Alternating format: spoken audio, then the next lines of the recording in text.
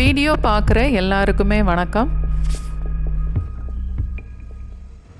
வெங்காயம் பூண்டு எதுவுமே இல்லாமல் ரொம்ப சிம்பிளாக ஒரு தக்காளி சட்னி இன்றைக்கி செய்து பார்க்கலாம். இட்லி, தோசை, உப்புமா, பொங்கல் எல்லாத்தோடையும் சேர்த்து சாப்பிட்றதுக்கு இந்த சட்னி ரொம்ப நல்லாயிருக்கும். மீடியம் சைஸில் நான் 6 தக்காளி எடுத்திருக்கேன். நல்லா கழுவி கட் பண்ணி மிக்சியில் போட்டு நல்லா நைஸாக அரைச்சி எடுத்துக்கணும்.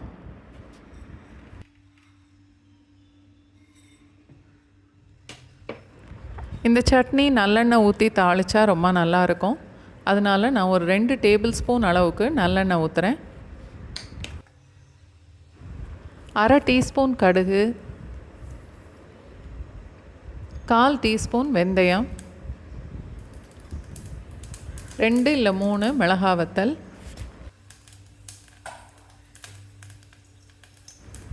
1/4 டீஸ்பூன் பெருங்காயத்தூள்,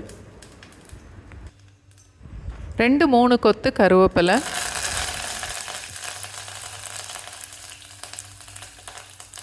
எல்லாம் நல்லா பொரிஞ்சதுக்கப்புறம் அரைச்சி வச்ச தக்காளியை இப்போது சேர்த்துடலாம்.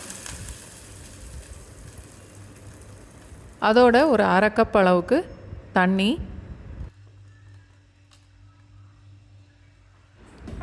தேவையான அளவுக்கு உப்பு, அதோட கொஞ்சம் மஞ்சத்தூள்.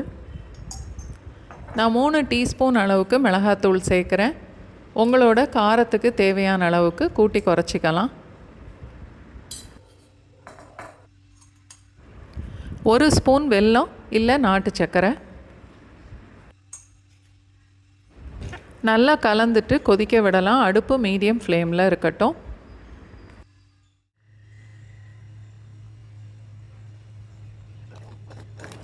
சட்னி கொதிக்கும்போது ஒரு தடவை கலந்து விட்டுட்டு 5-6 நிமிஷம் வரைக்கும் மீடியம் ஃப்ளேம்லேயே கொதிக்க விடணும். நடுவில் 1-2 தடவை கிளறி விட்டுக்கலாம். இந்த சட்னி இட்லி, தோசையோடு சேர்த்து சாப்பிட்றதுக்கு ரொம்ப நல்லாயிருக்கும். ரவா உப்புமா, பொங்கலோடையும் சேர்த்து சாப்பிடும்போது ரொம்ப நல்லாயிருக்கும்.